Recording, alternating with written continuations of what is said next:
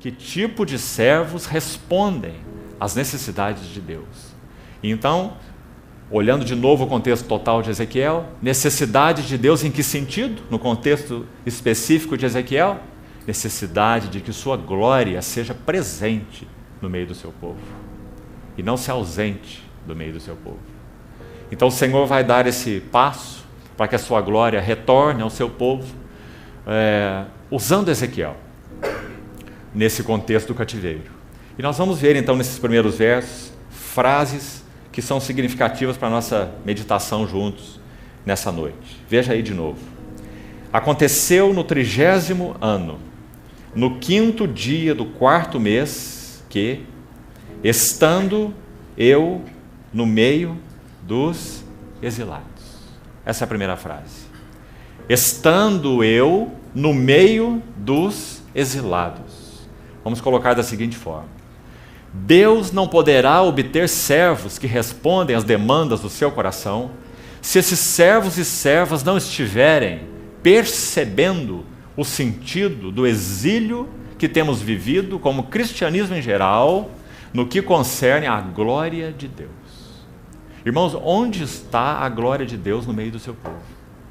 Onde está o testemunho de Deus no meio do seu povo? Onde está o impacto da igreja em nossa geração? Nós não o vemos. Nossa expectativa é que antes que o Senhor retorne, que haja um testemunho vigoroso do seu nome nessa terra. Para isso há uma necessidade. Nós precisamos nos oferecer para que o Senhor ganhe tudo, absolutamente tudo, que há no nosso coração, em nossas afeições, em nossas prioridades ao redor de nós, para que corra de maneira alinhada com o supremo chamamento do Senhor. Então, estando eu no meio dos exilados, é uma frase germen, coloquemos assim.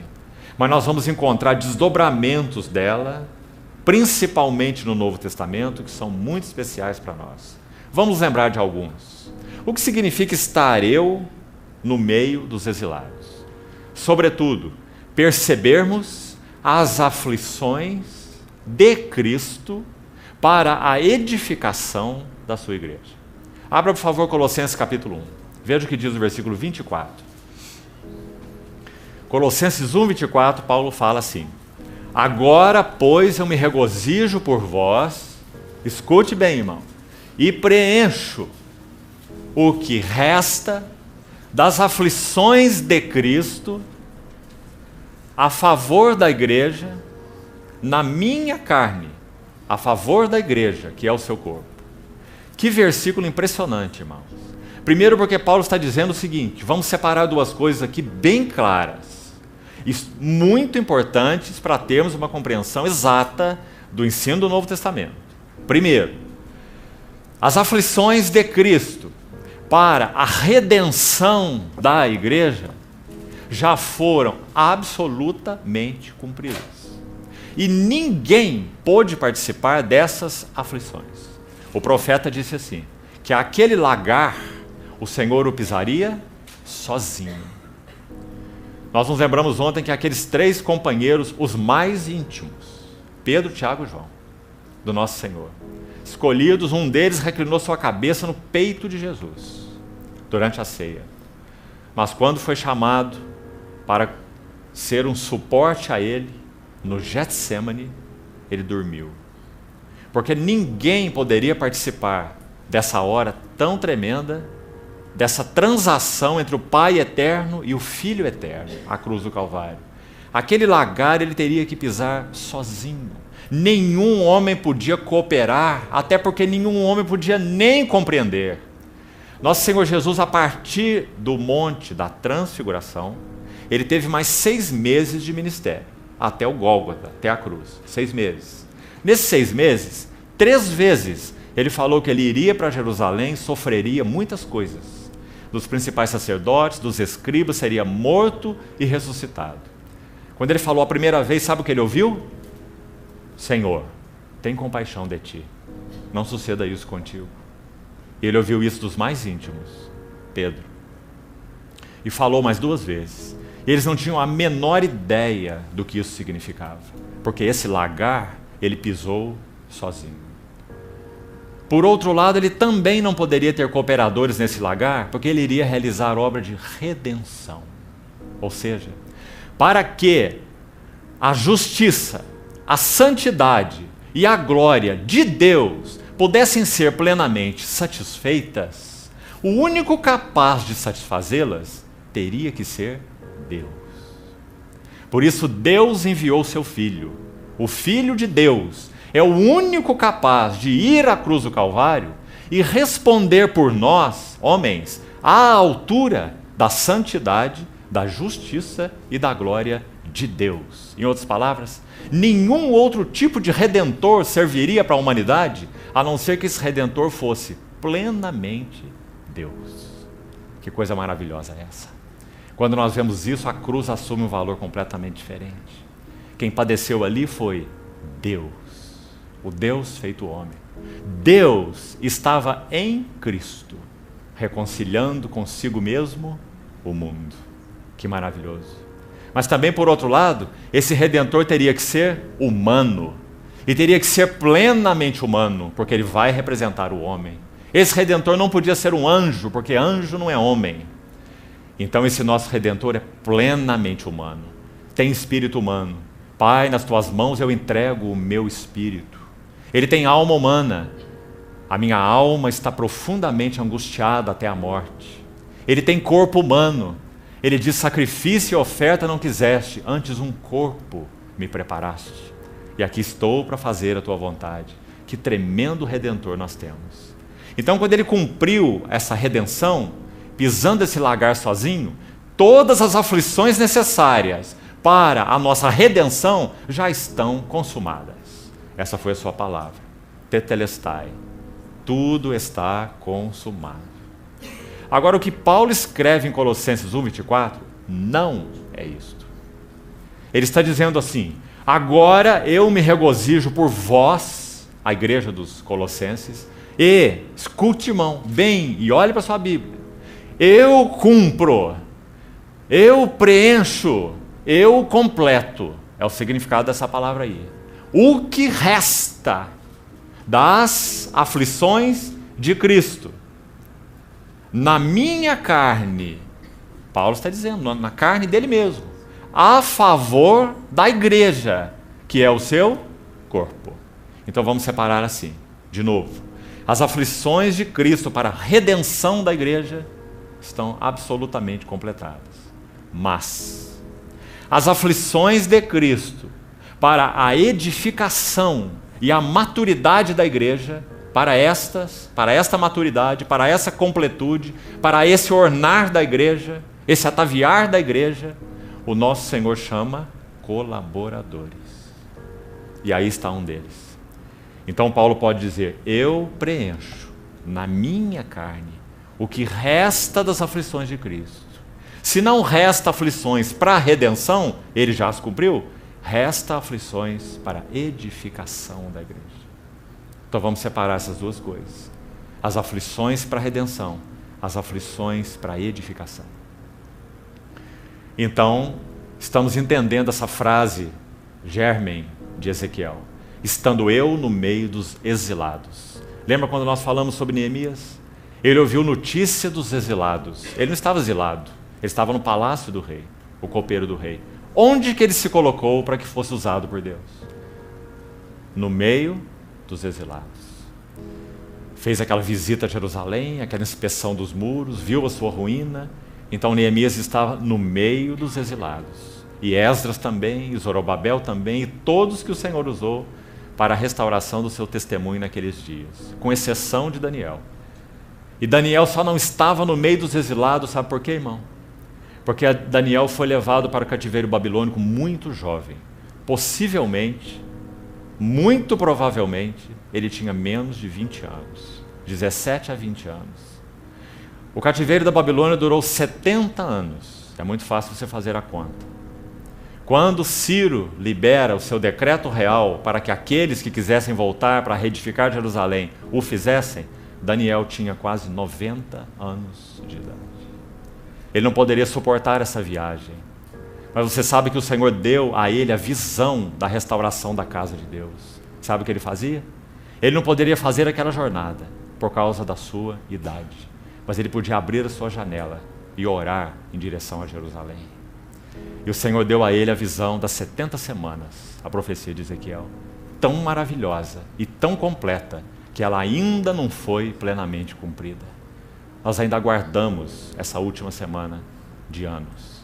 Então, estando eu no meio dos exilados, significa que cada um dos servos e servas do Senhor, que querem responder às demandas do Senhor nesses dias atuais, precisam comprometer os seus corações com os exilados, com aqueles que têm reconhecido as aflições de Cristo para a edificação da sua igreja, aqueles que não estão distraídos com coisas menores. Lembre-se dos ourives, lembre-se dos perfumistas, aqueles que consideraram as suas profissões como secundárias diante do chamamento do Senhor.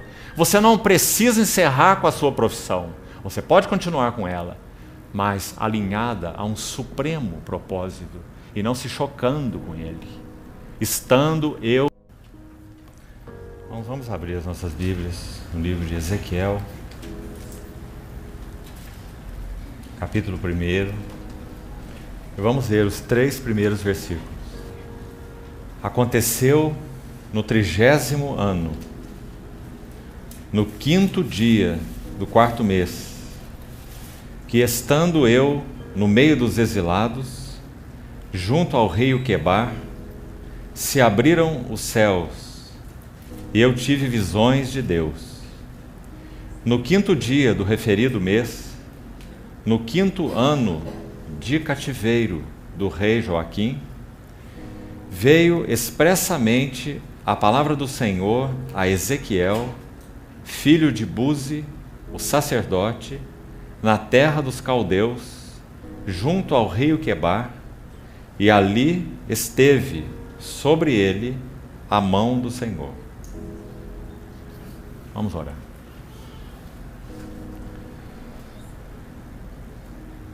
Querido Pai, mais uma vez nós somos gratos por podermos nos reunir como congregação do Senhor. Mais uma vez, levantamos nossos olhos para Ti, suplicando toda a provisão espiritual que precisamos nessa noite, com a Tua palavra aberta diante de nós. Ilumina os olhos do nosso entendimento, para que vejamos com clareza o significado de Tua pessoa, de Tua obra, de Teu chamamento, de Teu serviço. Ajuda-nos e equipa-nos uma vez mais para compreendermos Tua palavra. Em nome de Jesus, oramos. Amém. Irmãos, desde o primeiro dia, temos destacado aquela frase do Senhor buscando cooperadores, no caso específico ali de Isaías, capítulo 6, versículo 8, chamando aqueles, então, que pudessem cooperar com aquilo que ele tinha no seu coração, e encontrando ali, naquele caso específico de Isaías 6, o profeta Isaías. Depois daquela visão da glória do Senhor ter enchido a mente, o espírito, o coração de Isaías, ter visto aqueles serafins clamando: Santo, Santo, Santo é o Senhor, toda a terra está cheia da sua glória, tendo visto a si mesmo de uma maneira profunda e real, como nunca antes disso, tendo visto aquele anjo que tomou aquela tenaz para retirar aquela brasa do altar e tocar os seus lábios, então ele ouve finalmente essa voz dizendo: a quem enviarei e quem há de ir por nós? Então Isaías responde: eis-me aqui e envia-me a mim. E temos procurado, através dessa expressão, a quem enviarei, buscarmos alguma ajuda na palavra do Senhor a respeito das características dos servos que respondem às demandas do Senhor. Que tipo de servo supre as necessidades de Deus? Porque já tem sido claro para nós que Deus tem as suas necessidades no que concerne a sua relação com o homem que Ele criou para representá-lo. Então há necessidades de Deus que tocam uma necessidade de resposta nossa, para então dele sermos cooperadores nesse chamamento celestial que cada um de nós recebeu da parte do Senhor. O livro de Hebreus, no capítulo 3, versículo 1, diz assim: por isso, santos irmãos, que participais de uma vocação celestial, considerai atentamente o apóstolo e sumo sacerdote da nossa confissão, Jesus. Então nós fomos chamados, cada um de nós, com uma vocação celestial, que nós precisamos reconhecer qual é, termos olhos abertos e, sobretudo, nos oferecermos: eis-me aqui, envia-me a mim, para que sejamos então cooperadores desse propósito eterno e sublime que Deus concebeu em seu coração antes da fundação do mundo. Nunca nossas vidas poderiam encontrar lugar de realização e nem de satisfação, consequentemente, se nós que somos habitados pelo Espírito Santo, pela graça do Senhor, não somos do mundo. Nunca nossos corações então encontrariam realização ou satisfação se não respondermos a esse elevado chamamento. E o que significa isso? Significa que toda a nossa vida será vivida nesse centro. Cada coisa deve ser adequada a esse centro. Casamento, embora seja parte desse propósito de Deus para nós, ele é algo tão temporário, uma instituição divina tão singular, capaz de expressar nessa terra como nenhuma outra o que Cristo e a igreja são. Ainda assim, uma instituição temporária. O supremo propósito de Deus não é vida de família. O supremo propósito de Deus é Cristo e a igreja. Então, se nós não tivermos clareza desse chamamento celestial que nós recebemos, quais são, por essência, os seus elementos fundamentais, então podemos viver vidas distraídas e entregues até mesmo a coisas que fazem parte do propósito de Deus para nós, como, por exemplo, vida em família. Então, irmãos, o resultado de uma visão clara do chamamento do Senhor e qual é seu foco, sua essência, fará com que cada coisa e todas as coisas em nossas vidas sejam alinhadas com esse chamamento celestial. E louvado seja o Senhor, porque nada ficará de fora. Nossa vida conjugal, nosso relacionamento com nossos filhos, nossa vida com os irmãos, nossa vida no trabalho, comprar, o vender, o plantar, o edificar, etc, etc, tudo será alinhado ao supremo chamamento, porque esse chamamento é supremo. Então, nós estamos buscando, com a ajuda do Senhor, ver alguns textos, são muitos exemplos. Nós não falamos nada sobre Davi, nós não falamos nada sobre Paulo, nós não falamos nada sobre Abraão, nós não temos tempo de esgotar esse assunto. Quais são, através de ilustrações de servos e também servas chamados para servir ao Senhor, quais são as necessidades que o Senhor então carece de tê-las suprida na vida daqueles que Ele chama e através da vida daqueles que Ele chama. Então, esses 3 versículos que acabamos de ler, veja de novo na sua Bíblia, no livro de Ezequiel. À primeira vista, irmão, espero que não seja assim com todos, mas à primeira vista, parece que lendo esses 3 versículos, nós ficamos imaginando o que existe aqui. Parece apenas uma introdução de um livro de 48 capítulos. Aliás, um livro tremendo. que fala sobre a saída e o retorno da glória de Deus para o meio do seu povo. Nos 10 primeiros capítulos, a glória se retira. No capítulo 40 até o 47, a glória retorna. Esse é o livro de Ezequiel.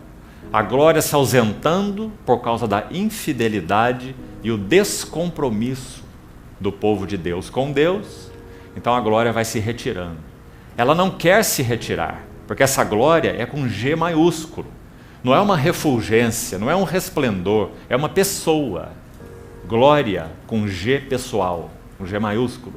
Então essa glória vai se retirando vagarosamente do seu povo na visão de Ezequiel. Porque Ezequiel fazia parte daqueles que foram levados para o cativeiro. Então ele vê a glória de Deus se retirando do meio do seu povo, porque o seu povo estava descompromissado com ele. E ele então descreve a retirada dessa glória de uma maneira impressionante. Aquela glória sai lá do lugar mais central do templo e vai para a porta da casa. Depois ela vai um passo além para o meio da cidade, para a praça. Depois ela vai para o Monte das Oliveiras e finalmente ela se recolhe ao céu. Como que o Senhor dizendo: eu não quero sair, mas vocês estão me expulsando por causa de suas infidelidades. Então, quando nós vemos o capítulo 40 a 47, a glória retornando. Aquele homem, que na verdade é anjo, na visão de Ezequiel, ele toma uma cana de medir. Ele começa a fazer as medidas. E quanto mais ele mede, mais abundância é vista na visão de Ezequiel no que concerne à casa de Deus, ou essa restauração do templo de Deus e do santuário de Deus na visão de Ezequiel naqueles capítulos. Uma visão maravilhosa. Um templo que realmente não é o templo literal, porque ali o trono, a arca, está no centro. É um templo que tem medidas diferentes dos templos que foram então construídos, tanto de Salomão, quanto de Zorobabel, quanto o de Herodes. Então, na visão de Ezequiel, desse templo restaurado do Senhor, o santuário de Deus, ele vê a glória retornando. E a glória retorna na medida em que aquele homem, com o cordel de medir, ele vai medindo cada elemento naquele santuário. Sabe o que significa isso? Medir significa julgar. Com a medida com que medirdes, vos medirão também. Mateus capítulo 7. Então, medir é uma figura de julgar.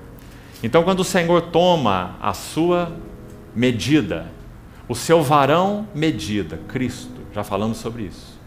E então, diante do varão medida de Deus, tudo na casa de Deus é medido, então nós temos esperança de que a glória de Deus retorne para a sua casa. Compreendeu isso, irmão? Então Pedro vai escrever assim em sua primeira carta, 1 Pedro 4, versos 16 e 17. Ele diz: porque o juízo há de começar pela casa de Deus. E se há de começar por nós, o que será daqueles que não obedecem o Evangelho? Então é isso que nós temos no livro de Ezequiel, resumidamente. Agora, o que nós temos nesses 3 primeiros versículos?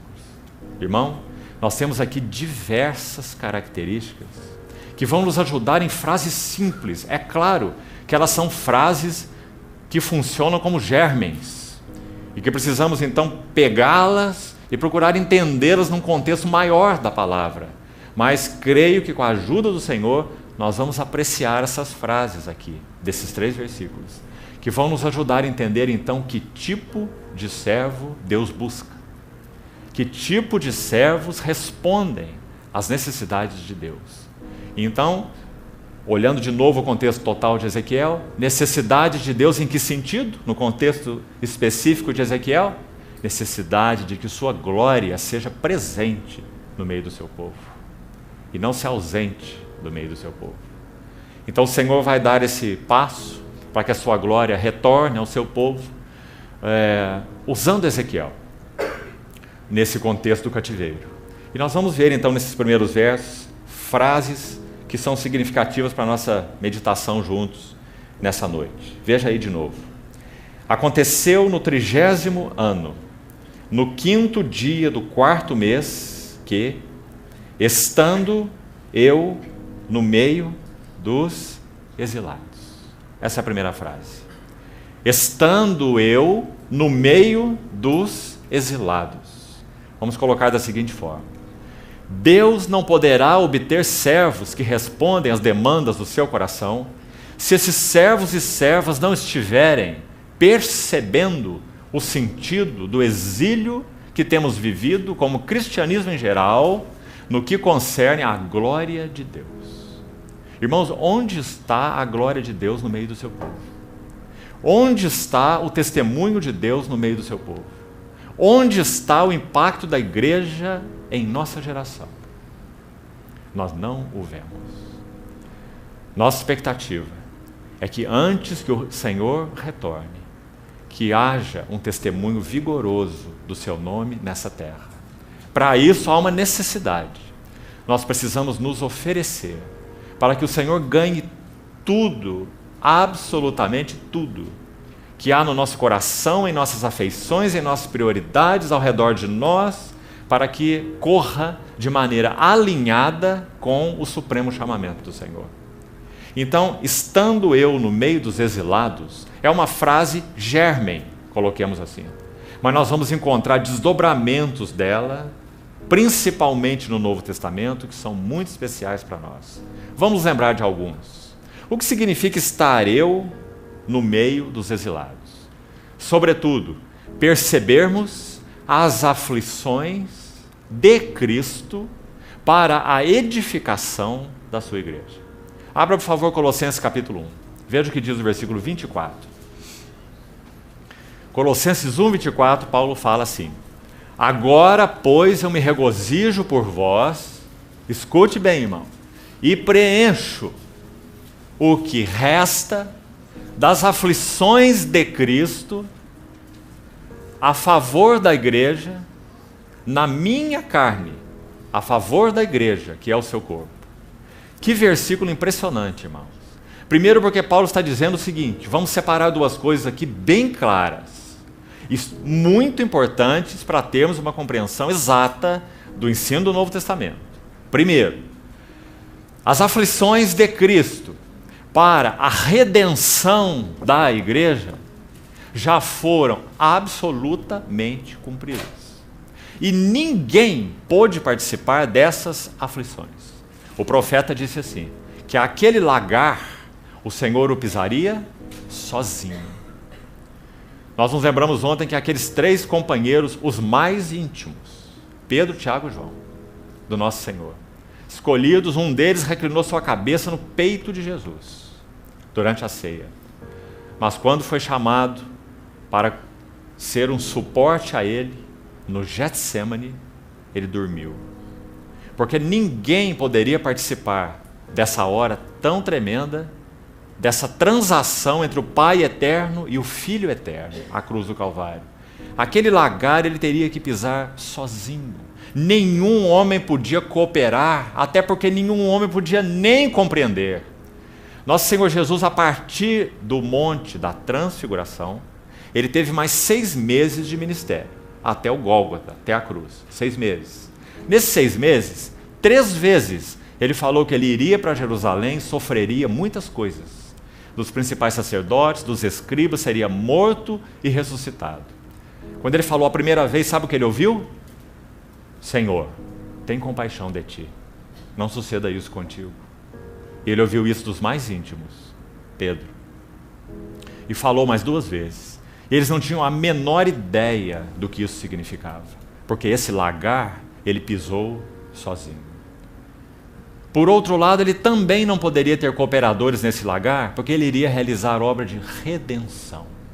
Ou seja, para que a justiça, a santidade e a glória de Deus pudessem ser plenamente satisfeitas, o único capaz de satisfazê-las teria que ser Deus. Por isso Deus enviou seu Filho. O Filho de Deus é o único capaz de ir à cruz do Calvário e responder por nós, homens, à altura da santidade, da justiça e da glória de Deus. Em outras palavras, nenhum outro tipo de redentor serviria para a humanidade, a não ser que esse redentor fosse plenamente Deus. Que coisa maravilhosa é essa? Quando nós vemos isso, a cruz assume um valor completamente diferente. Quem padeceu ali foi Deus, o Deus feito homem. Deus estava em Cristo, reconciliando consigo mesmo o mundo. Que maravilhoso. Mas também, por outro lado, esse Redentor teria que ser humano. E teria que ser plenamente humano, porque ele vai representar o homem. Esse Redentor não podia ser um anjo, porque anjo não é homem. Então esse nosso Redentor é plenamente humano. Tem espírito humano. Pai, nas tuas mãos eu entrego o meu espírito. Ele tem alma humana. A minha alma está profundamente angustiada até a morte. Ele tem corpo humano. Ele diz: sacrifício e oferta não quiseste, antes um corpo me preparaste. E aqui estou para fazer a tua vontade. Que tremendo Redentor nós temos. Então, quando ele cumpriu essa redenção, pisando esse lagar sozinho, todas as aflições necessárias para a nossa redenção já estão consumadas. Essa foi a sua palavra. Tetelestai. Tudo está consumado. Agora, o que Paulo escreve em Colossenses 1:24 não é isto. Ele está dizendo assim: agora eu me regozijo por vós, a igreja dos Colossenses, e, escute, irmão, bem, e olhe para a sua Bíblia, eu cumpro, eu preencho, eu completo, é o significado dessa palavra aí, o que resta das aflições de Cristo, na minha carne. Paulo está dizendo, na carne dele mesmo, a favor da igreja, que é o seu corpo. Então vamos separar assim, de novo. As aflições de Cristo para a redenção da igreja estão absolutamente completadas. Mas as aflições de Cristo para a edificação e a maturidade da igreja, para esta maturidade, para essa completude, para esse ornar da igreja, esse ataviar da igreja, o nosso Senhor chama colaboradores. E aí está um deles. Então Paulo pode dizer: eu preencho na minha carne o que resta das aflições de Cristo. Se não resta aflições para a redenção, ele já as cumpriu, resta aflições para a edificação da igreja. Então vamos separar essas duas coisas. As aflições para a redenção, as aflições para a edificação. Então, estamos entendendo essa frase germen de Ezequiel: estando eu no meio dos exilados. Lembra quando nós falamos sobre Neemias? Ele ouviu notícia dos exilados. Ele não estava exilado, ele estava no palácio do rei, o copeiro do rei. Onde que ele se colocou para que fosse usado por Deus? No meio dos exilados. Fez aquela visita a Jerusalém, aquela inspeção dos muros, viu a sua ruína.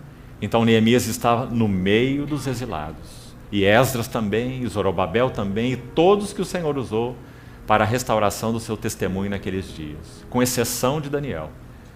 E Daniel só não estava no meio dos exilados, sabe por quê, irmão? Porque Daniel foi levado para o cativeiro babilônico muito jovem.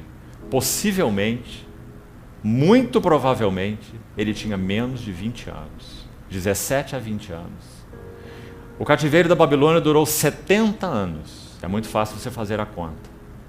Quando Ciro libera o seu decreto real para que aqueles que quisessem voltar para reedificar Jerusalém o fizessem, Daniel tinha quase 90 anos de idade. Ele não poderia suportar essa viagem. Mas você sabe que o Senhor deu a ele a visão da restauração da casa de Deus. Sabe o que ele fazia? Ele não poderia fazer aquela jornada por causa da sua idade.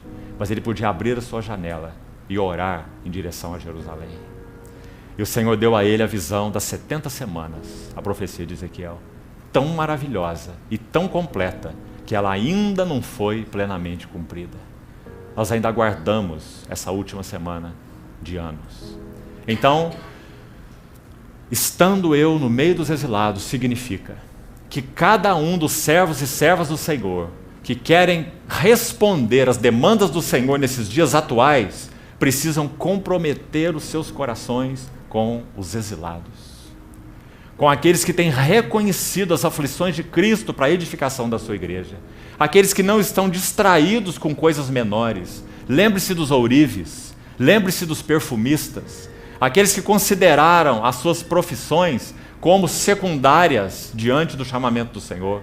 Você não precisa encerrar com a sua profissão, você pode continuar com ela, mas alinhada a um supremo propósito e não se chocando com ele, estando eu no meio dos exilados. Irmãos, nós somos chamados para experimentar o sentido, o significado do coração do Senhor Jesus hoje em relação à sua igreja. E nós estamos em exílio. Que o Senhor nos dê essa mesma perspectiva, esse mesmo espírito e esse coração, descrito no versículo 24 de Colossenses. E que pela graça do Senhor e pelo trabalho da cruz em nós, nós possamos dizer da mesma maneira: eu também preencho na minha carne o que resta das aflições de Cristo a favor do seu corpo, que é a igreja.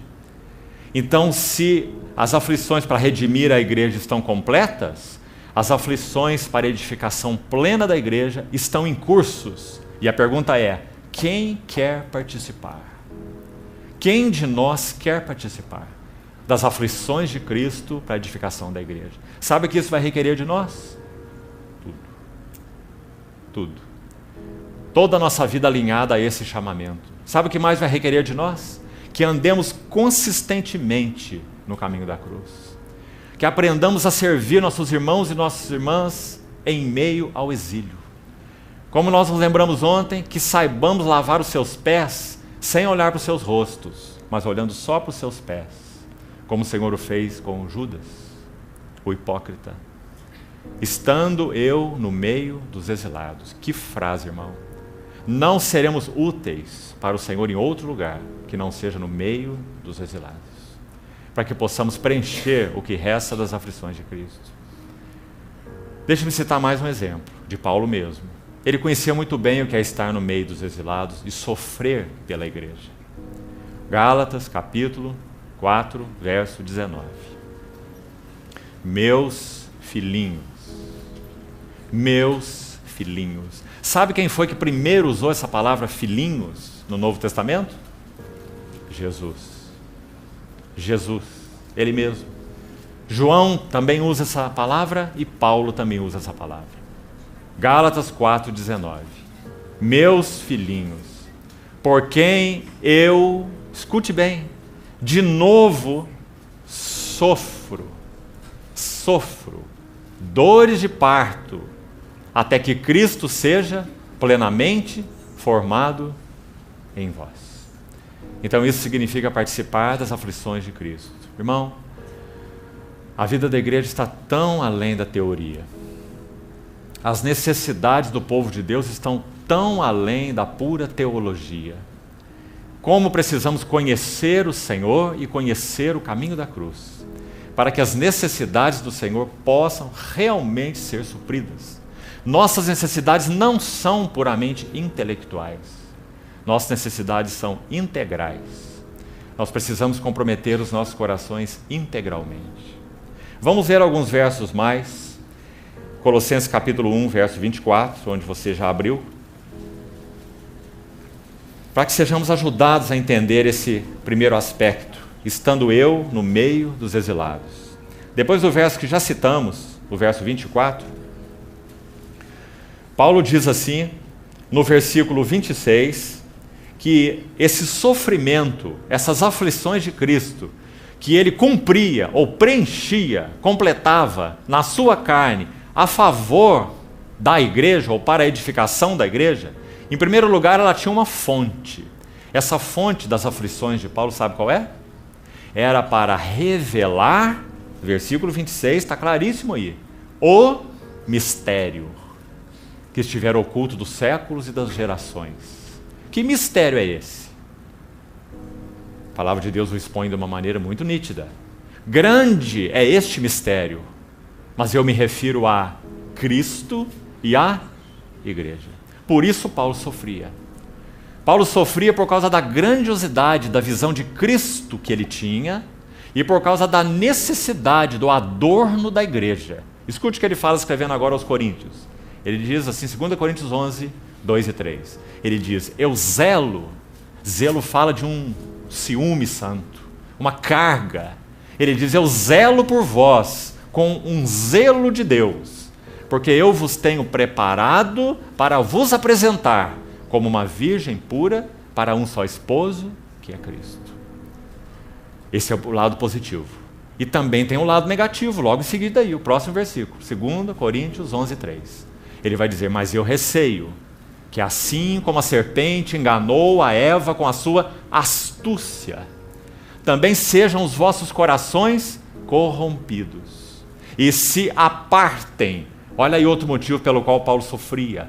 Corações de irmãos e irmãs que se apartavam da simplicidade e da pureza que são de Cristo.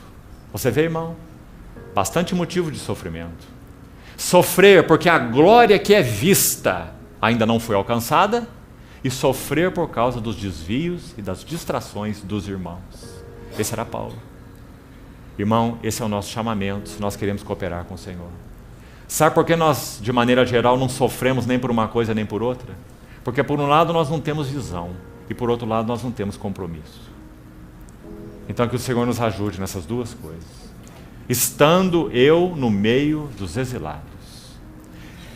Depois de ele falar sobre esse mistério que toca a questão de Cristo e da igreja, ele diz no verso 27 assim, aos quais Deus quis dar a conhecer, aos seus santos, Deus quis dar a conhecer qual seja a riqueza da glória deste mistério entre os gentios. Não apenas entre os judeus, mas a riqueza da glória desse mistério entre os gentios. Isto é, aqui Paulo vai designar esse aspecto do mistério, aqui em Colossenses, desta maneira. Em Efésios ele diz, grande esse mistério, Cristo e a igreja.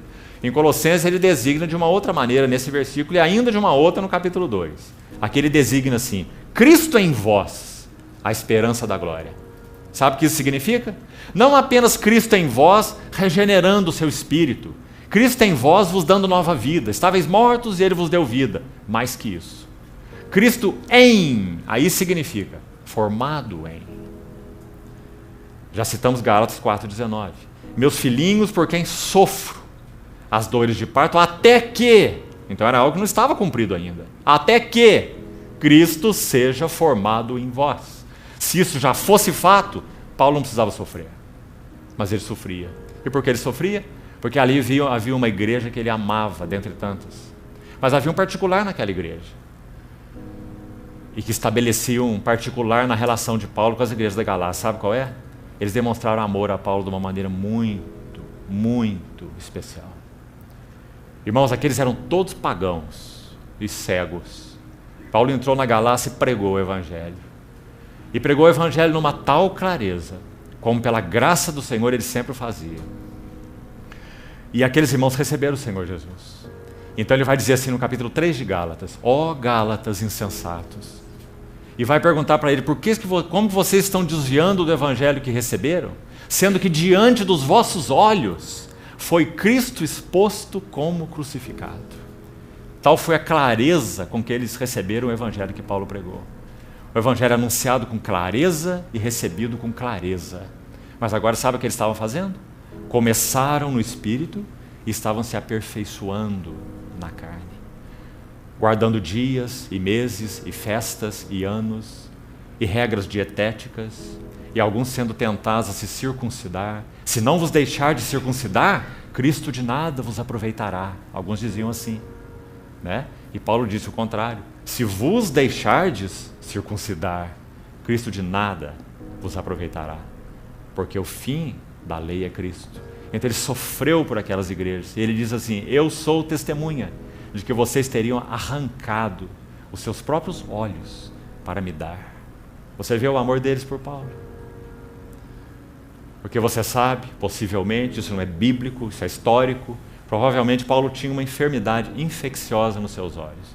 Muito comuns naqueles viajantes como ele, que viajava quilômetros e quilômetros naquelas estradas em lombo de animal ou a pé, as estradas empoeiradas, exposto a um sol terrível. Então era frequente essa enfermidade nos olhos. Então Paulo diz: eu sou testemunha, vocês teriam arrancado os seus olhos para me dar.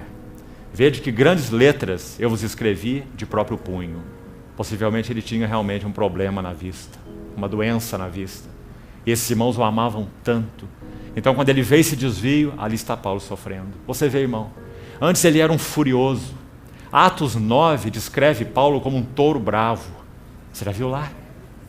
Diz assim que ele respirava morte e ameaça contra os discípulos.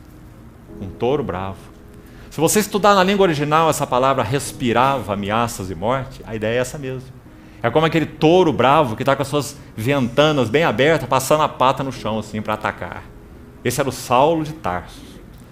Ele saiu de Jerusalém com cartas para prender os discípulos de Damasco, levá-los manietados. Então, no meio do caminho, a mesa é virada. Ele vê a glória do Senhor Jesus. E ele fala: quem és tu, Senhor? Eu sou Jesus, a quem tu persegues. E você saberá o quanto importa sofrer pelo meu nome. E por que ele sofreu?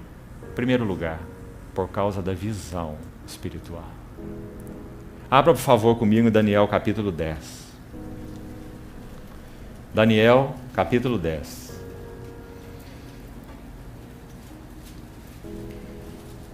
Se você desejar, registre esse capítulo e leia esse capítulo no momento oportuno. Mas eu quero destacar uma verdade a respeito dele, mas eu queria dar o quadro para os irmãos antes de destacar.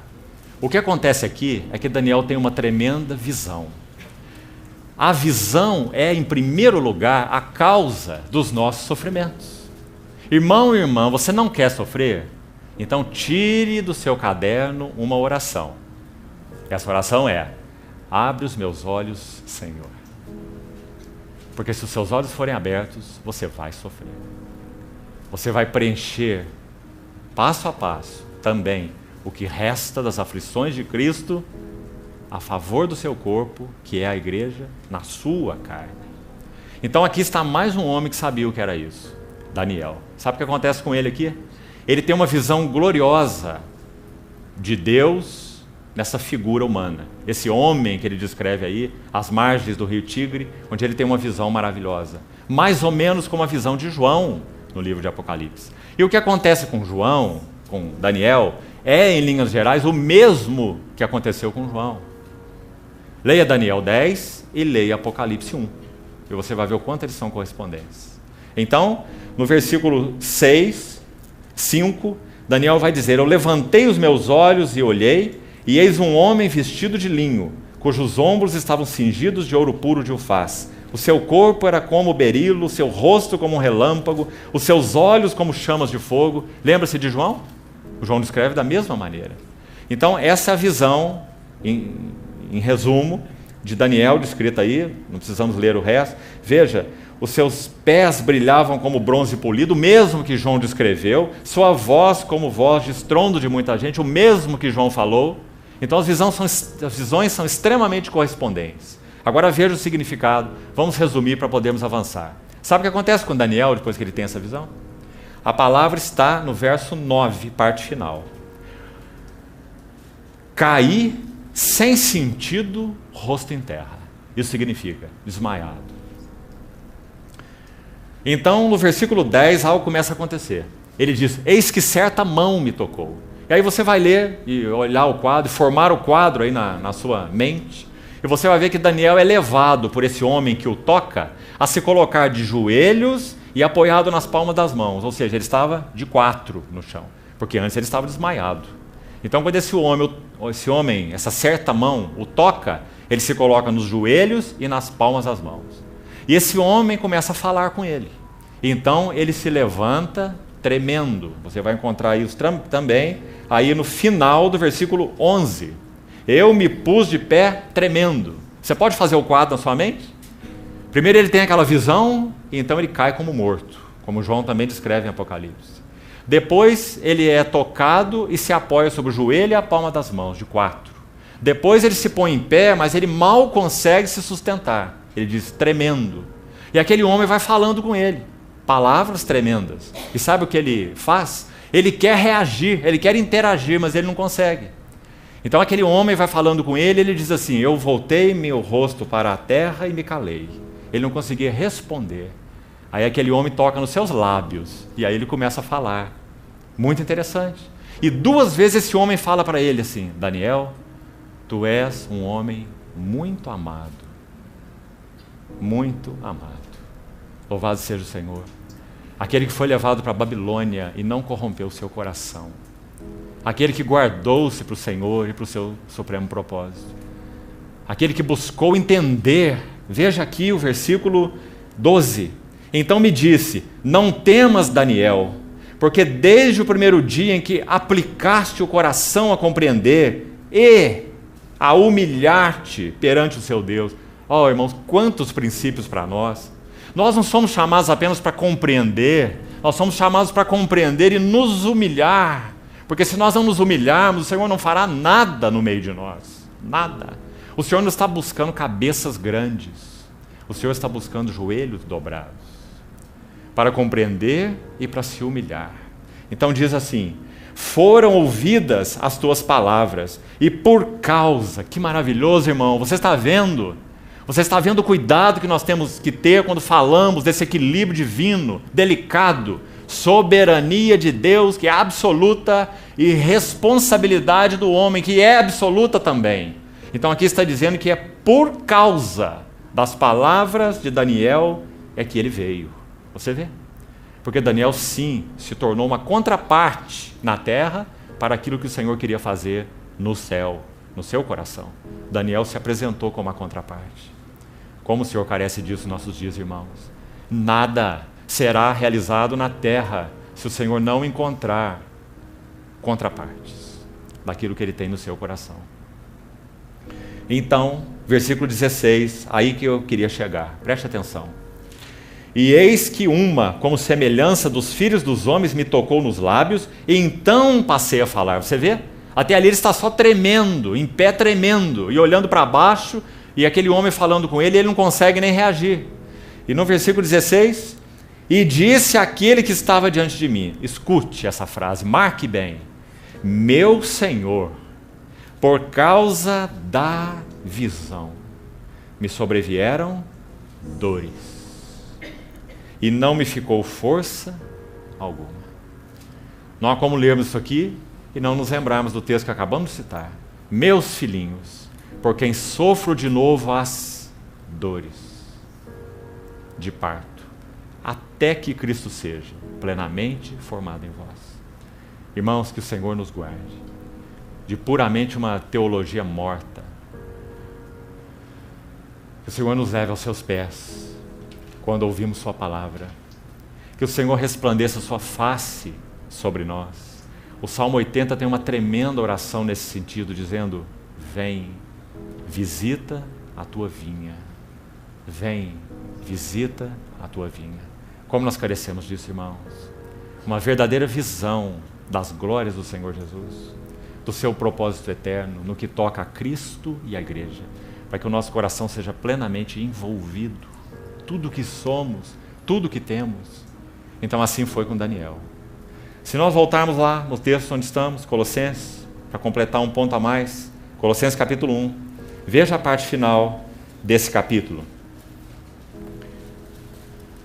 Paulo diz assim, Colossenses 1, 28 e 29, esse Cristo nós anunciamos, advertindo a todo homem, e ensinando a todo homem em toda sabedoria, a fim de que apresentemos todo homem perfeito em Cristo. Está vendo por que Paulo sofria? Perfeito aí é maduro, completo, adulto. Por que Paulo sofria? Porque ele sabia que o desejo de Deus não era ter na igreja um berçário espiritual. Graças a Deus pelos filhinhos, mas a ânsia do Espírito Santo é que cada filhinho que foi gerado cresça e amadureça. E não seja um menino agitado de um lado para outro e levado ao redor por todo vento de doutrina, mas seguindo a verdade em amor, cresça em tudo, naquele que é o cabeça, Cristo. Porque o Senhor Jesus não fará bodas com uma noiva menina. Ele fará bodas com uma noiva adornada. Então, o versículo 29 conclui assim: para isso é que eu também me afadigo. Está vendo o resultado de visão, irmão?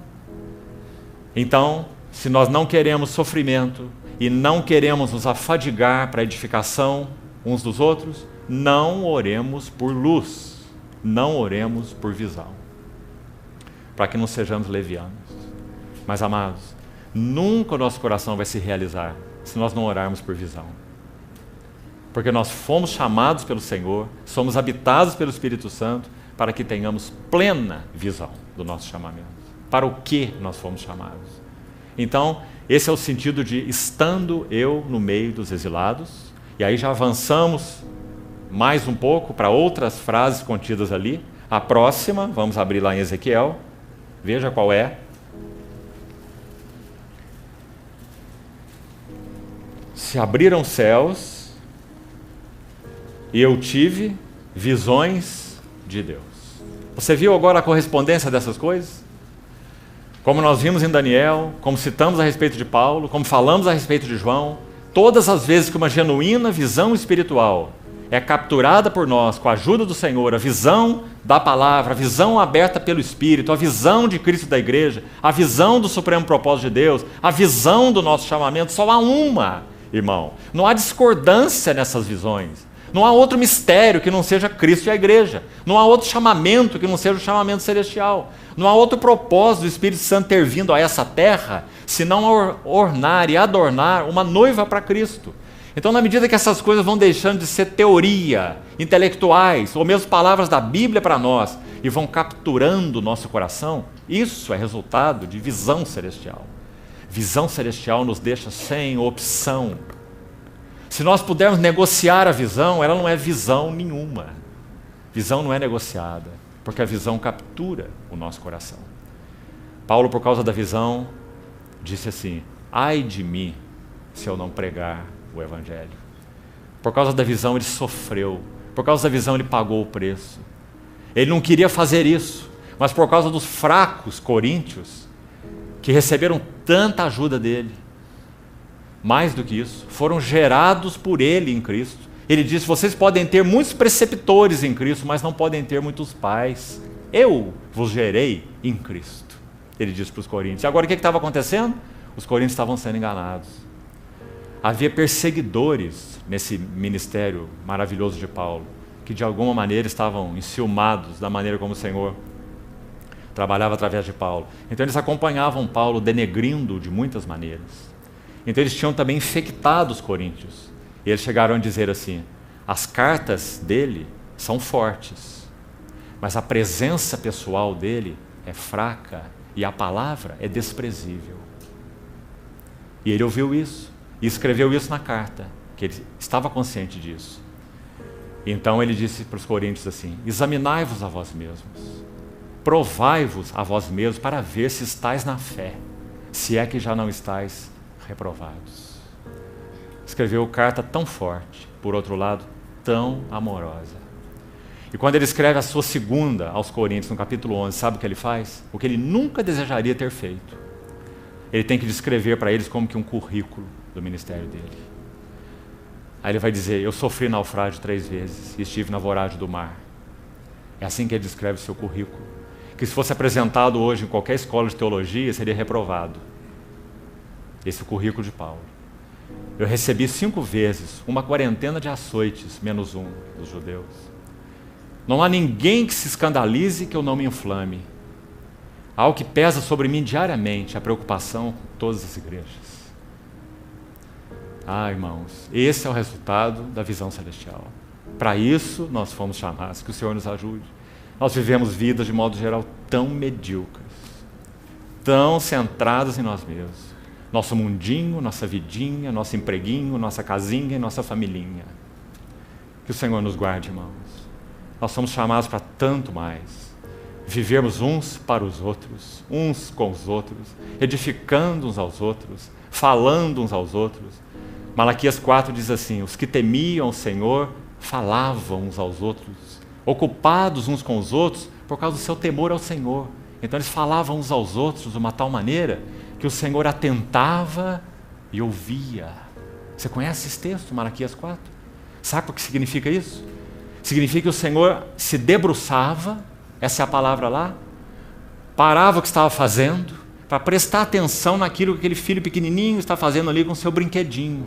E o pai estava lendo um livro lá super interessante, e aí ele viu assim, olhando de lado, que seu filho estava fazendo algo muito especial. Ele fecha o seu livro, que o interessa tanto, se debruça assim na cadeira e fica olhando seu filho montar o seu brinquedinho. O Senhor atentava e ouvia, porque aquilo lhe chamou muita atenção. O que chama a atenção do Senhor? Quando aqueles que temem o Senhor falam uns aos outros, porque estão ocupados uns com os outros. Não de falar tagarelice, das notícias do dia, do futebol, da economia, da política. Sim, isso também está incluído na nossa comunicação, mas não é isso que está incluído em Malaquias. Eles falavam a respeito do seu temor ao Senhor.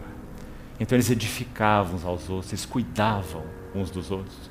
E diz: o Senhor atentava e ouvia, e mais do que atentava e ouvia, havia um memorial. Ele escreve um memorial escrito diante dele, para os que temem o Senhor e se lembram do seu nome.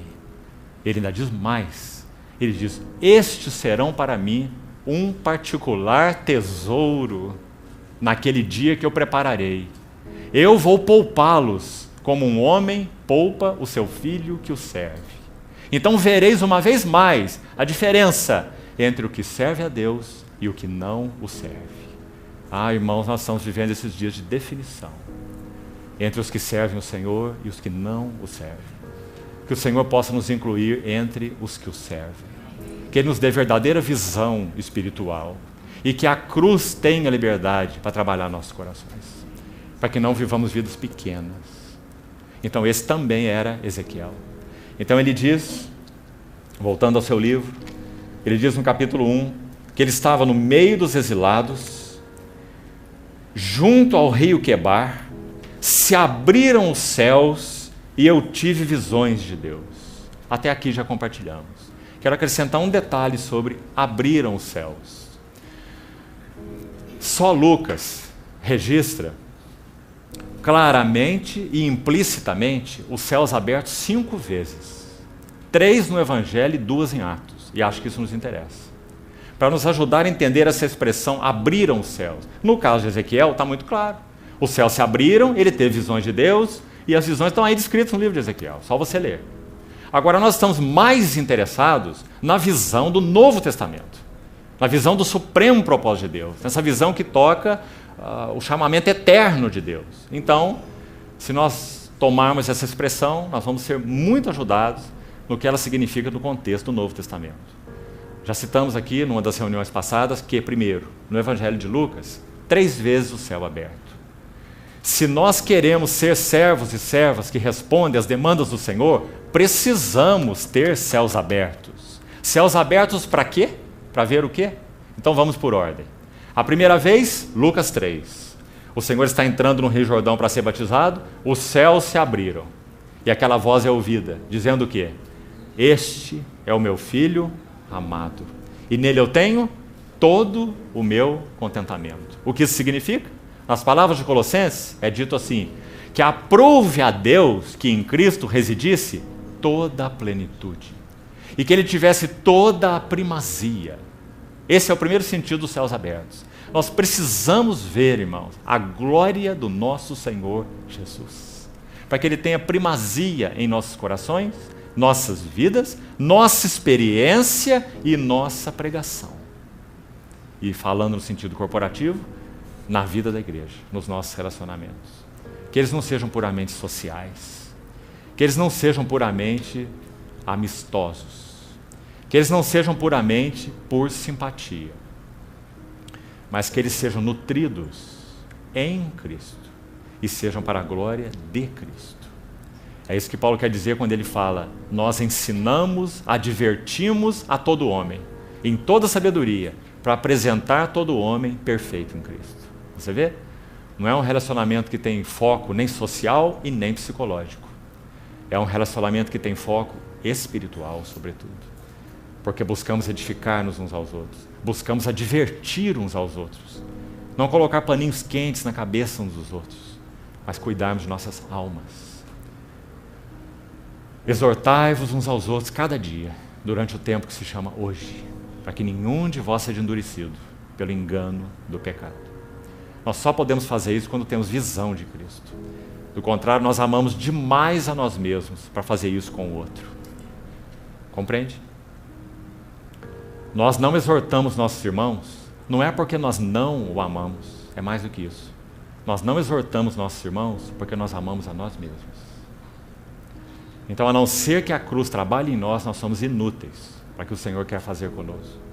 Então, os céus se abriram. Em primeiro lugar, para que fosse vista a singularidade e o prazer de Deus no seu Filho, o Senhor Jesus. Depois, a segunda vez, no Monte da Transfiguração, a mesma coisa. Mas agora há um acréscimo. Aquele que foi dito, esse é o meu Filho, lá no Jordão, o meu amado e nele me comprazo, no Monte da Transfiguração, na segunda vez, este é o meu Filho, mas agora a palavra é, meu eleito e a ele ouvi. Isso significa que o Senhor agora não está só endossado como Filho, mas Ele também está endossado como único mensageiro de Deus. Este é o meu Filho e é o meu eleito e a ele ouvi. Então cuidado com Moisés, cuidado com os profetas. Leia Moisés, leia os profetas e veja Cristo, porque senão você não viu nada. Você pode abrir o livro das profecias e só ver profecias, e você não viu nada. Você ainda vai brigar por causa delas, com os outros irmãos. Então esse é o sentido da segunda voz, a segunda vez que o céu se abre. Este é o meu eleito, a ele ouvi. Terceira vez, citamos também, está lá no último capítulo de Lucas, no 24. Os céus se abriram, agora sem voz nenhuma, mas os céus se abriram para receber aquele que foi ascenso a partir de Betânia, no Monte das Oliveiras. Então o que nós precisamos ver aí? O Senhor Jesus ascenso e entronizado. O livro de Hebreus vai rasgar isso para nós em 13 capítulos. Hoje de manhã compartilhamos um pouco. 4 vezes o livro de Hebreus diz, ele está sentado à destra do trono da majestade nas alturas. Cada vez que é citado tem um contexto diferente, mostrando o que ele está fazendo ali. O grande sumo sacerdote que vive para interceder por nós. Então, amados, a teologia, a teoria, a palavra está ali no livro de Hebreus, em 13 capítulos. Mas nós precisamos mais do que lê-la. Nós precisamos daquilo que Paulo chamou, orando pelos Efésios, de Deus vos conceda, no seu conhecimento, espírito de sabedoria e de revelação. Do contrário, vão ser só letras. Você pode aprender e pode até ensinar, mas não serão vida, não irão edificar. Então o significado de céu aberto significa que algo da realidade do Senhor é realmente tocada, não é apenas conhecida intelectualmente, mas ela é capaz de consumir nosso coração, constranger o nosso coração, amarrar o nosso coração e levar cativo. Então Daniel vai dizer, por causa dessa visão, me sobrevieram dores, e não restou em mim força alguma. Você vê? Irmãos, reservadas as proporções, nós também precisamos desse impacto da visão em nossas vidas, para que a palavra de Deus deixe de ser apenas letra na Bíblia e passe a ser realidade em nossos corações. Esse é o impacto da visão. Então, essas são as 3 vezes no Evangelho de Lucas. Capítulo 3, capítulo 9, capítulo 24. Agora há 2 vezes mais muito interessantes no livro de Atos. Quem escreve Atos é Lucas mesmo. Nós temos certeza disso. No capítulo 7 de Atos, o céu se abre a primeira vez. Quando Estevão está sendo apedrejado. Então Estevão vai dizer assim, Atos 7, a partir do versículo 50, para você conferir. Estevão vai dizer, eu vi o céu aberto, e o Filho do Homem de pé para receber aquele mártir, o primeiro mártir na história da igreja, Estevão, o diácono. Os céus abertos e o Filho do Homem de pé. O que isso significa? Estevão viu algo da glória do Senhor Jesus, não apenas no sentido da glória daquele que está entronizado, mas na glória daquele que estava em uma relação direta e orgânica com a igreja. Por isso Estevão o apresenta de pé. O Senhor Jesus é mostrado em todos os lugares no Novo Testamento, assentado, em um lugar em pé, quando Estevão o vê, quando estava sendo apedrejado. E lá, João no Apocalipse descreve também aquele cordeiro de pé no meio do trono, mas ali na figura do cordeiro. No que se refere especialmente ao Senhor Jesus, Estevão o vê de pé, para o receber. Mas há uma outra vez que o céu se abre em Atos, sabe onde é? Capítulo 10. Quando Pedro está orando, e sobrevém-lhe um êxtase. Então ele vê o céu aberto. E aquele lençol que descia do céu, preso pelas 4 pontas. E dentro do lençol toda sorte de aves, quadrúpedes e répteis e animais imundos. E a voz que dizia: Pedro, levanta, mata e come. Qual o significado daquela visão? De modo resumido, ali estava a igreja. Então, quando o céu se abre em Atos capítulo 7, o que Estevão vê? Cristo. Cristo glorificado. Quando o céu se abre em Atos 10, o que Pedro vê? A igreja. Por quê? Grande é esse mistério, mas eu me refiro a Cristo e à igreja. Então, em que sentido o Senhor quer abrir os céus para nós? Para nos mostrar o quê? Cristo e a igreja. Estevão viu a Cristo, Pedro viu a igreja. Então, que o Senhor também nos ajude a focarmos os interesses do nosso coração. Onde estão os interesses do coração do Senhor? O coração do Senhor não está em nenhum outro lugar, senão em Cristo, este é o meu Filho amado, e na igreja. E que o Senhor conserve-nos focados nesse que é o seu supremo propósito. Então esse é o versículo 1. Estando no meio dos exilados, se abriram os céus e eu tive visões de Deus. 3 frases, você vê a beleza delas? Mas ainda diz mais. No 5º dia do referido mês, no 5º ano de cativeiro do rei Joaquim, veio expressamente a palavra do Senhor a Ezequiel. Então aqui está outra frase que nos interessa. Veio expressamente a palavra do Senhor a Ezequiel. Aí se você buscar estudar essa palavra expressamente, para ver o sentido dela, ela tem 2 sentidos, complementares e de muito valor para nós, no que concerne a essa questão dos encargos de Deus e desse chamado que temos para participar das aflições de Cristo, para a edificação da igreja. Essa palavra que veio expressamente a Ezequiel significa 2 coisas. Primeiro, é uma palavra pessoal. Veio expressamente a palavra do Senhor a Ezequiel. Então, de novo, nós também precisamos dessa realidade como servos e servas do Senhor para podermos responder às demandas do Senhor. Vamos procurar aplicar isso de uma maneira simples. Irmão, não se iluda que você pode pregar a mensagem que você ouviu. Não se iluda que você pode pregar o livro que você leu. Compreende? Se você não receber a palavra pessoal do Senhor, e aquela verdade não for revelada a você, você é inútil. Então veio a palavra do Senhor expressamente a Ezequiel. Então você vê a força disso em primeiro lugar. Nós precisamos orar ao Senhor e pedir: Senhor, eu quero que tua palavra para mim seja pessoal. Que o Senhor tire suas palavras das escrituras inspiradas e a torne esse poderoso rema em nossas vidas. Efésios 5 diz que a igreja será adornada pelo rema, não pelo logos. A palavra que é usada ali: ele amou a igreja e a si mesmo se entregou por ela para que a santificasse, tendo-a purificado por meio da lavagem de água pela palavra. A palavra ali é rema, não logos. Você vê? Nós só podemos lavar uns aos outros com rema. Então precisamos de uma palavra pessoal do Senhor. Não é uma palavra qualquer, irmão. Não seja místico. É a palavra da Escritura mesmo, mas trazido de uma forma direta e pessoal. Quando você pode dizer: realmente o Senhor tem falado ao meu coração. Essa palavra é realidade para mim. Ela tem trabalhado em minha vida. Ela tem penetrado como uma espada cortante de 2 gumes e dentro de mim tem dividido alma de espírito, juntas e medulas, e sondado os pensamentos e propósitos do meu coração. Se você pode dizer isso, então a palavra do Senhor é expressa para você. Do contrário, ela é uma teoria. Palavra de uma conferência, palavra de um livro, palavra de alguém que você ouviu. E nós não somos papagaios. A palavra do Senhor precisa ser encarnada em nós. E assim foi com Ezequiel. Mas há uma outra característica dessa expressão expressamente. Significa uma palavra urgente. E essa também é uma linda característica para nós considerarmos os nossos dias. Nós estamos vivendo dias de desesperada urgência.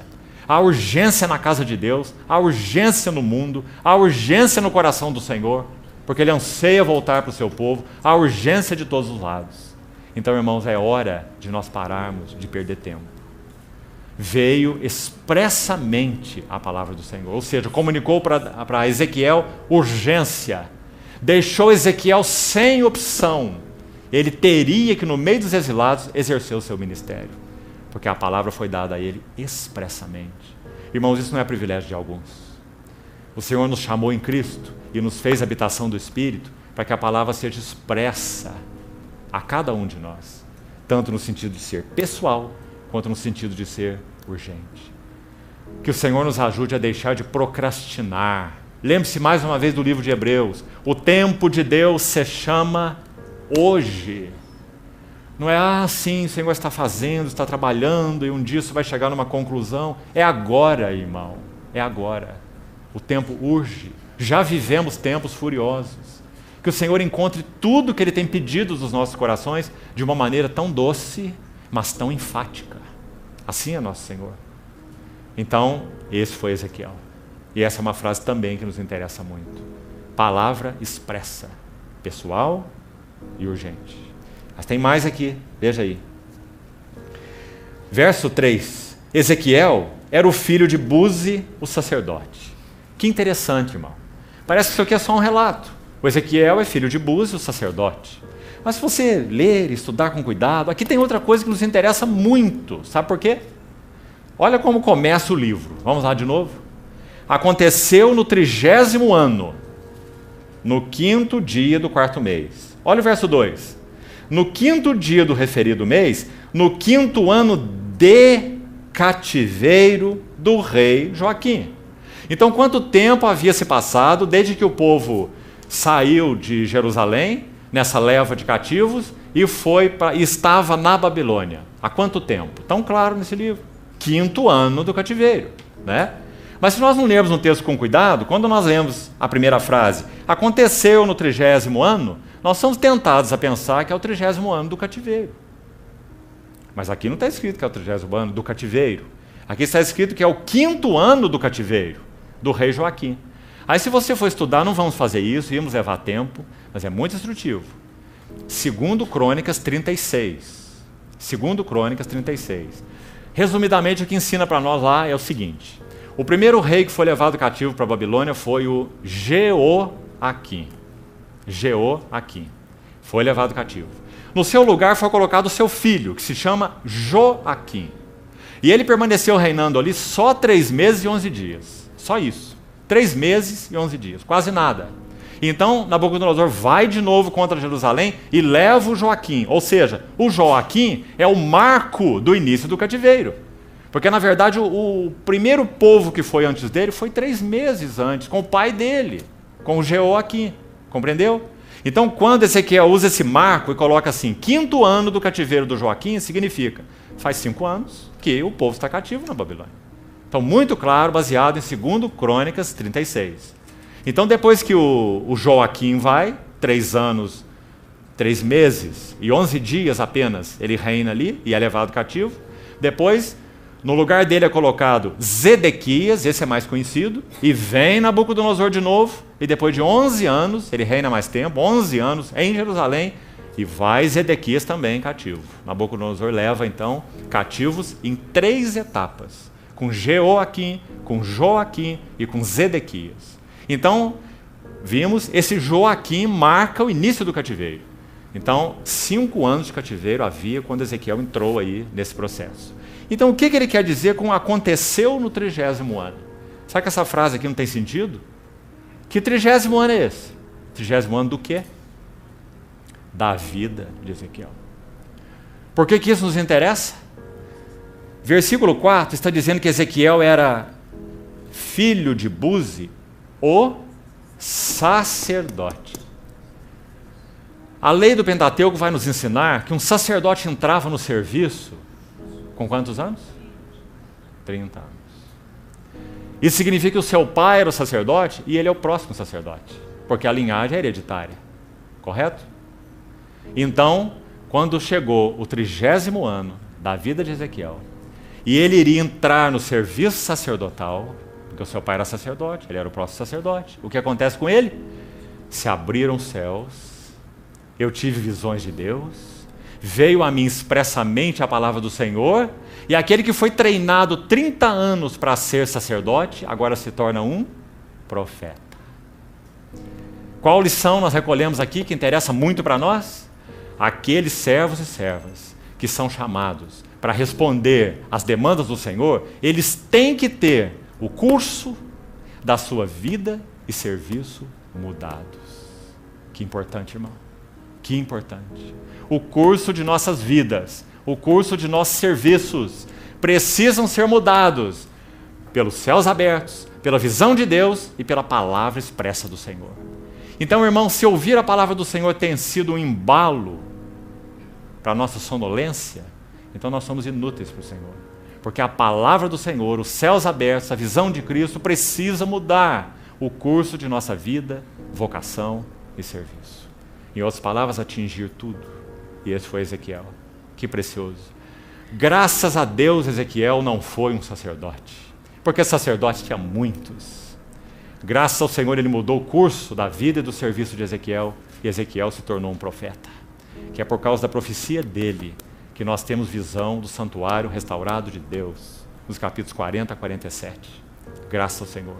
Então está aqui outro princípio de importância para nós. Vamos considerar diante do Senhor que nossa vida, que nossa vocação, que nosso serviço possam ser confrontados com a palavra expressa do Senhor. O que Ele está demandando ao nosso coração, irmãos? O que precisa mudar? Se você olha para o aspecto chamado secular, o que precisa mudar?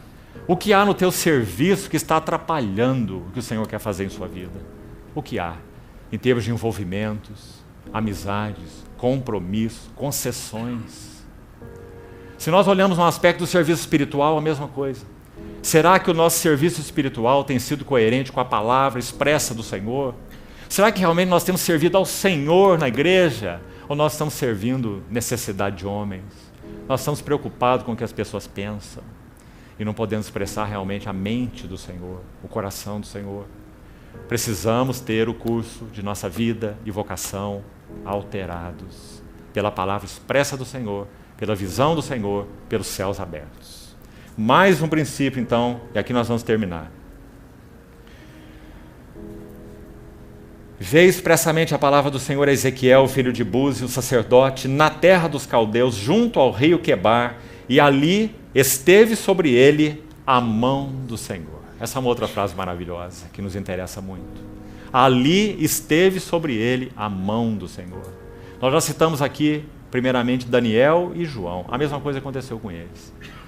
Daniel recebe a visão e perde as suas forças. Ele é tocado por aquela certa mão, como ele escreveu no capítulo 10, nós já lemos. João tem aquela visão do Senhor glorificado, cai com o rosto em terra. Então ele vai dizer, e ele me tocou com a sua mão direita. Você vê aí essa questão da mão, o que ela significa? Significa uma experiência concreta do poder da vida de ressurreição do Senhor Jesus. Você quer ver a importância disso para nós, povo do Novo Testamento, servos e servas do Senhor? Abra, por favor, em 2 Coríntios, capítulo 1. 2 Coríntios, capítulo 1. Escute o que Paulo diz aqui, irmão. Vamos ver desde o verso 3. 2 Coríntios, capítulo 1. Bendito seja o Deus e Pai do nosso Senhor Jesus Cristo, o Pai das misericórdias e o Deus de toda consolação. É Ele que nos conforta em toda a nossa tribulação, para podermos consolar os que estiverem em qualquer angústia, com a mesma consolação com que nós somos contemplados por Deus. Porque assim como os sofrimentos de Cristo, olha aí de novo, que nós já falamos, se manifestam em grande medida a nosso favor, assim também A nossa consolação transborda por meio de Cristo. Quem são os consoladores que podem consolar por meio de Cristo? São aqueles que experimentam os sofrimentos de Cristo. Tão claro. Continuamos. Verso 6. Mas se somos atribulados, é para o vosso conforto e salvação. Se somos confortados, é também para o vosso conforto, o qual se torna eficaz, suportando com paciência os mesmos sofrimentos que nós também padecemos. A nossa esperança a respeito de vós está firme, sabendo que como sois participantes dos sofrimentos, assim o sereis da consolação. Agora escute bem. Porque não queremos, irmãos, que ignoreis a natureza da tribulação que nos sobreveio na Ásia, porquanto foi acima das nossas forças, a ponto de nos desesperarmos até da própria vida. Contudo, já em nós mesmos tivemos a sentença de morte, para que não confiemos em nós, e sim no Deus que ressuscita os mortos. Irmãos, nós sabemos tão bem que isso não era teoria para Paulo. Nós sabemos muito bem que isso era experiência para Paulo. Essa é a maneira do Novo Testamento de escrever o significado do esteve sobre ele a mão do Senhor. Uma experiência real, viva, diária, contínua da vida, da provisão, da vida de ressurreição do nosso Senhor. A vida de ressurreição do nosso Senhor não está apenas nele, entronizado à destra de Deus. A vida de ressurreição do Senhor Jesus está em nós, pelo seu Espírito. E nós precisamos experimentar o poder dessa vida, fazendo o que nós não podemos fazer, testificando o que nós não conseguimos testificar, ensinando aquilo que nós mesmos não podemos ensinar, revelando aquilo que não podemos revelar, sustentando de uma maneira que parece impossível para nós. Irmão, certa vez George Whitefield foi convidado, dentre as inúmeras vezes em que ele foi convidado, naquele período maravilhoso de um derramamento do Espírito no século XVIII, conhecido na história da igreja como o avivamento do século XVIII. Aconteceu naquela região do Reino Unido, Grã-Bretanha e também numa parte dos Estados Unidos, onde Jonathan Edwards viveu e também foi usado pelo Senhor na mesma época, e George Whitefield nesse contexto europeu. Então ele foi convidado ao Senhor para pregar numa determinada cidade. Ele estava profundamente cansado. Esses irmãos pregavam o Evangelho 3, 4, 5 vezes ao dia. E esse irmão foi convidado para pregar numa certa cidade distante. Ele tomou seu animal e foi em direção àquela cidade. Uma longa jornada no lombo do animal. E precisou fazer uma parada numa pousada. E quando ele chegou nessa hospedaria, já havia ali, sem que ele soubesse, pessoas esperando para ouvir o Evangelho. Tal era o mover do Senhor naqueles dias. E quando ele chega naquela pousada, aquelas pessoas estavam ali, ele diz assim para elas: eu estou acabado, eu não consigo pregar, eu estou extremamente cansado. Então ele tomou uma vela, colocou lá no castiçal, acendeu essa vela e começou a subir as escadas para ir para o seu aposento, repousar, para no dia seguinte seguir a viagem. Quando ele subiu a metade das escadas, ele parou. Ele virou para aqueles que estavam reunidos ali e começou a pregar. E ele pregou até que a vela foi consumida ao todo. E quando a vela foi consumida, ele subiu ao seu aposento, deitou e partiu para o Senhor. Aquela vela consumida fala da vida de George Whitefield, que foi completamente gasta para que outros pudessem ter a luz do Senhor. Ele estava esgotado, mas sobre ele estava o poder da vida de ressurreição do Senhor Jesus. E aquelas pessoas puderam ouvir o Evangelho pela última vez, através desse vaso do Senhor. Irmãos, que o Senhor nos ajude, para que nós tenhamos essa experiência real. Esteve sobre ele a mão do Senhor. Senhor, encontre caminho em nós para nos equipar, irmãos, que sejamos servos e servas capazes de responder às demandas do Senhor nesses dias do fim. Se o sal se tornar insípido, para nada serve, senão para ser lançado fora e pisado pelos homens. Vós sois a luz do mundo. Não se pode esconder uma cidade edificada sobre o monte. Que o Senhor constranja os nossos corações, que Ele encontre mais espaço em nós, que Ele ganhe tudo que há em nós. Me permita repetir uma frase que eu já citei aqui, de um irmão chamado Henry Martin. Em ti, ó meu Deus, não há engano. Eu nunca terei de me arrepender de ter te amado tanto. Que o Senhor ganhe os nossos corações. Vamos orar.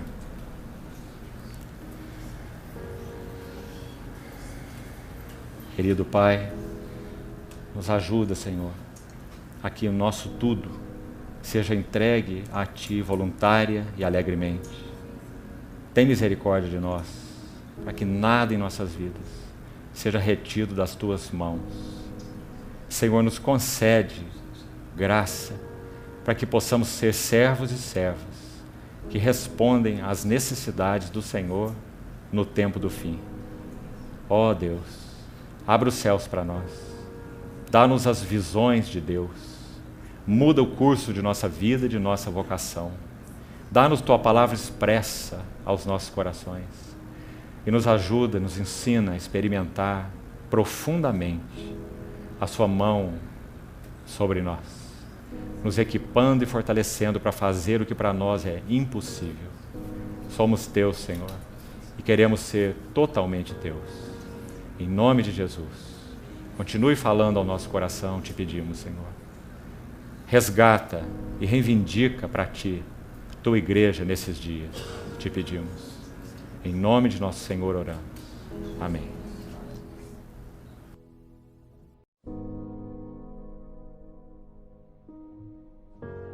No meio dos exilados. Irmãos, nós somos chamados para experimentar o sentido, o significado do coração do Senhor Jesus hoje em relação à sua igreja. E nós estamos em exílio. Que o Senhor nos dê essa mesma perspectiva, esse mesmo espírito e esse coração, descrito no versículo 24 de Colossenses. E que pela graça do Senhor e pelo trabalho da cruz em nós possamos dizer da mesma maneira: eu também preencho na minha carne o que resta das aflições de Cristo a favor do seu corpo, que é a igreja.